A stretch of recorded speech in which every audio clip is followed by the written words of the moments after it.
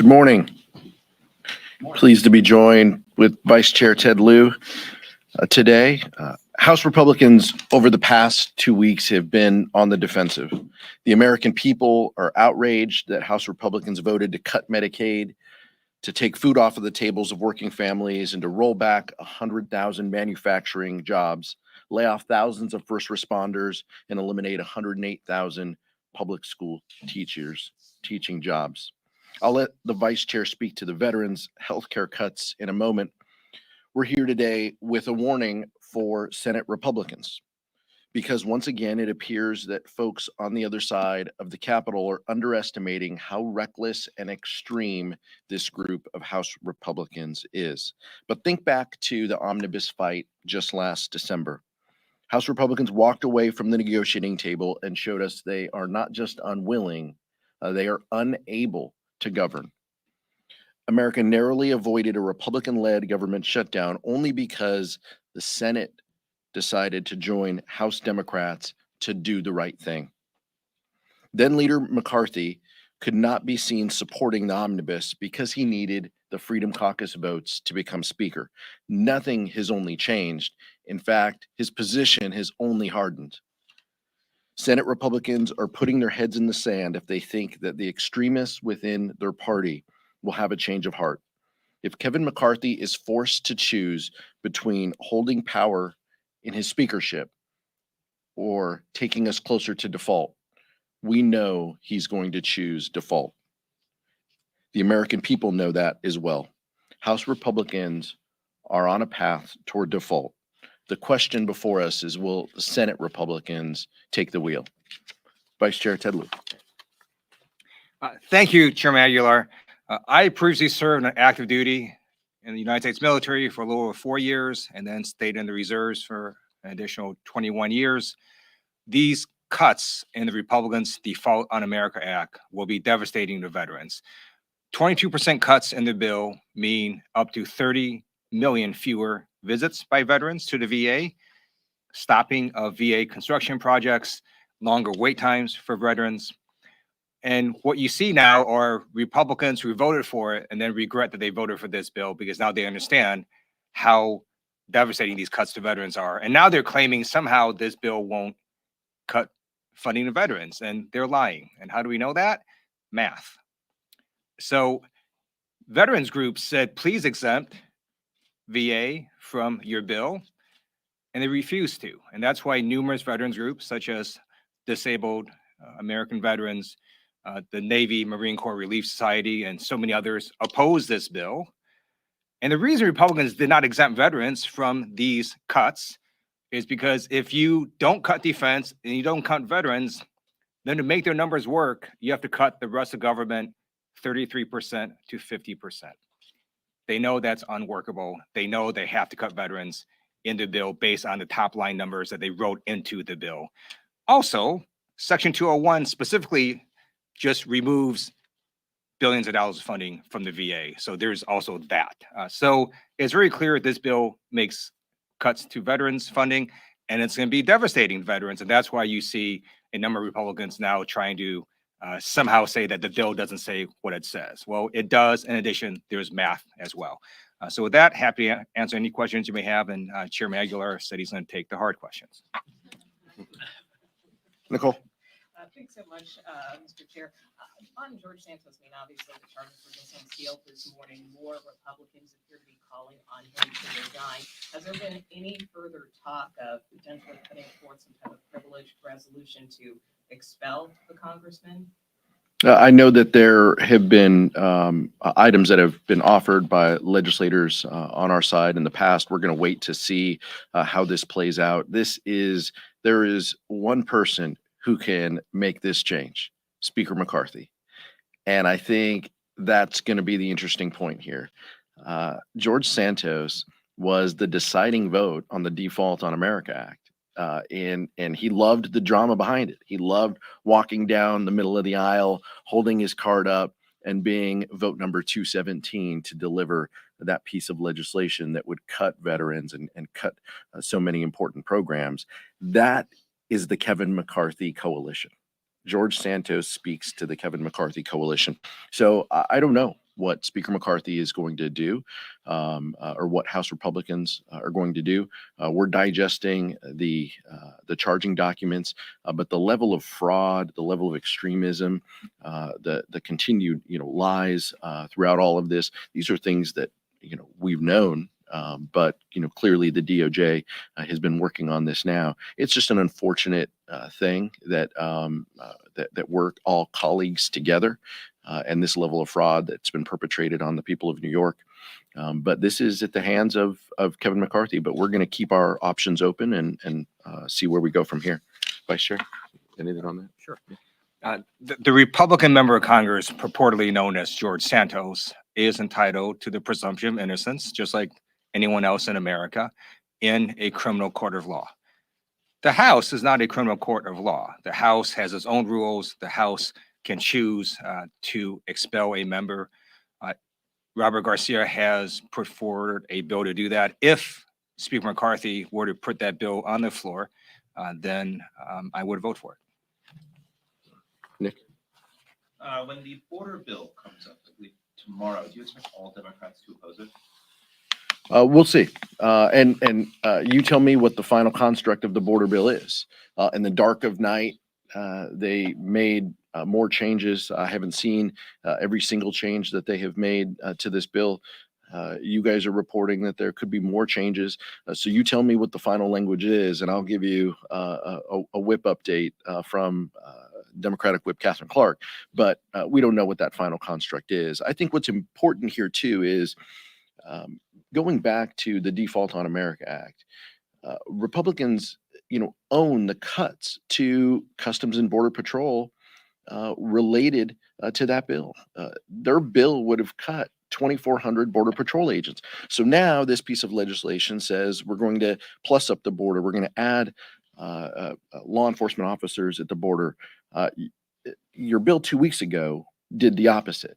And so we're, color us confused here. But that's, I think, where we're at. I mean, in addition to, expanding child detention and doing so many terrible things, eliminating our asylum process that would likely have impacts to Ukrainian refugees as well. There is so much terrible policy in this bill.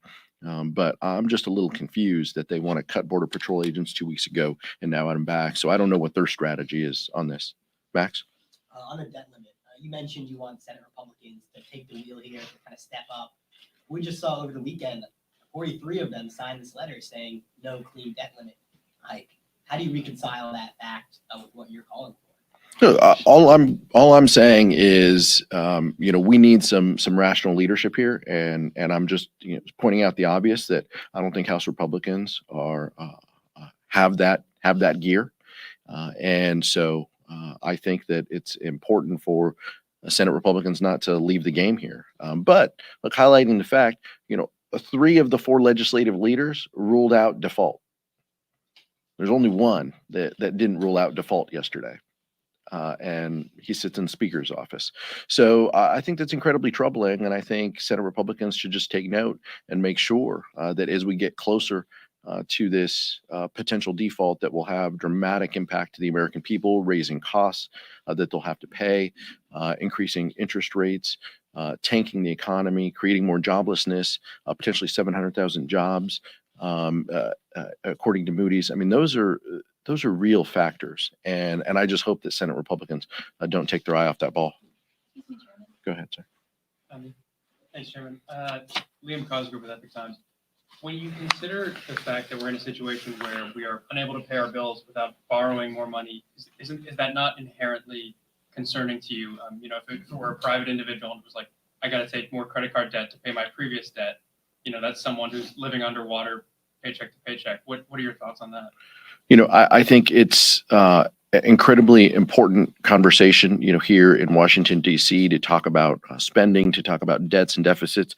We do that here every year when we have budget resolutions, and as a member of the Appropriations Committee, when we mark up 12 spending bills each and every year. We've done that in a bipartisan way. Oh, by the way, the last 2 years under Democratic control, we increased in a bipartisan way the budget for Customs and Border Patrol. We've done that in a significant manner to protect the American public. So while Republicans want to continue to support the Default on America Act that would make dramatic cuts to FBI funding, Customs and Border Patrol funding, that's not who we are. The American public understands that we cannot get close to default. America has never defaulted on our obligations. We cannot do that. And I think it's accurate that 3 legislative leaders have said that we cannot get there. Unfortunately, there's one that has not said that, and that's the troubling part of where we are in our today. So let me just take your analogy, right? What does a normal American family do? So let's say you have a car loan. You don't just sort of say, oh, I'm just not going to pay the car loan because I have to cut my spending sometime in the future. Bad things happen if you don't pay your car loan. Eventually, you're going to take the car, repossess it, right? So the notion that we're just not going to pay our bills and then somehow talk about spending in the future, that's insane. We just have to pay our bills because also it's in the Constitution. But to further that analogy, that family might say, I have to cut back, I have to buy, a retail brand of some food that I like, cut expenses wherever you can so that I can pay back that car loan and I don't default on it, my credit doesn't go down. A normal family has to cut expenses. And that's what we're discussing here are severe cuts that need to happen so that we can pay back our debts without taking on immensely more debt. Right. But you don't not pay the car loan, right? That all Democrats are saying is pay the bills. And then we're happy to talk about we're happy to, but why does that be cuts? The reason we're here, let's make this simple. Republicans did this massive tax giveaway to millionaires and the rich, and they don't want to pay for it. So why does that be cuts? Why can't it be revenues? Joe Biden put out a plan. It's going to reduce the deficit by $3 trillion. It's a mix of cuts and revenues. So the entire framing you have is wrong. Why just focus on cuts? Why not on revenues? We should focus on both.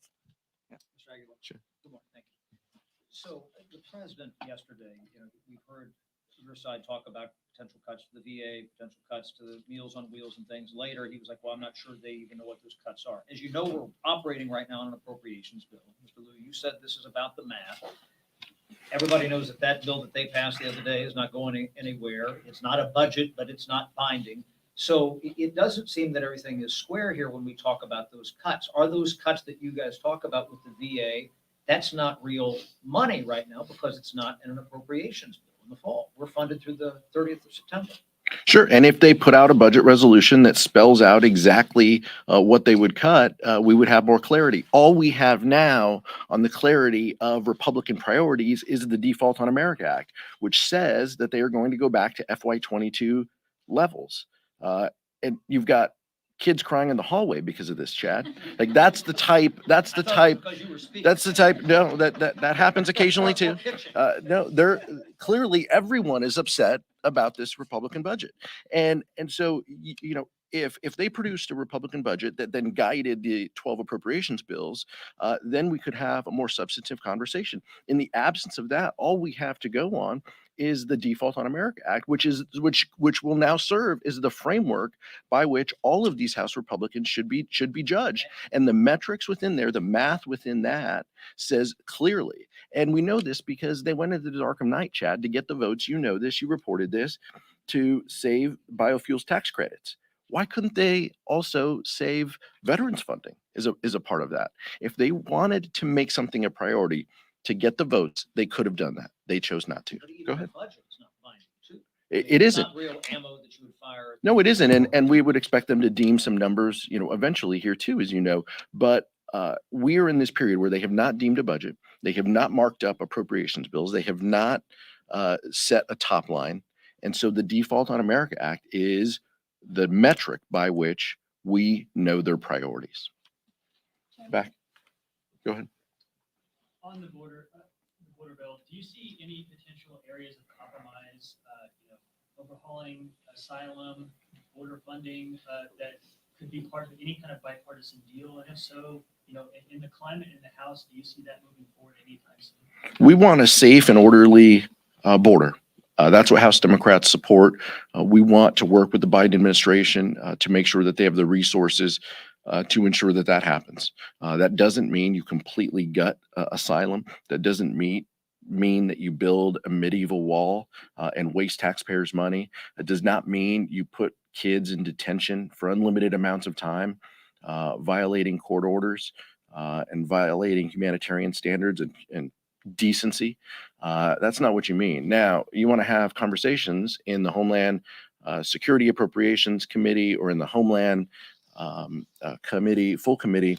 We're happy to do that. As someone who worked with Republicans in the past on DACA reform and border security, there are a lot of things that we agree with.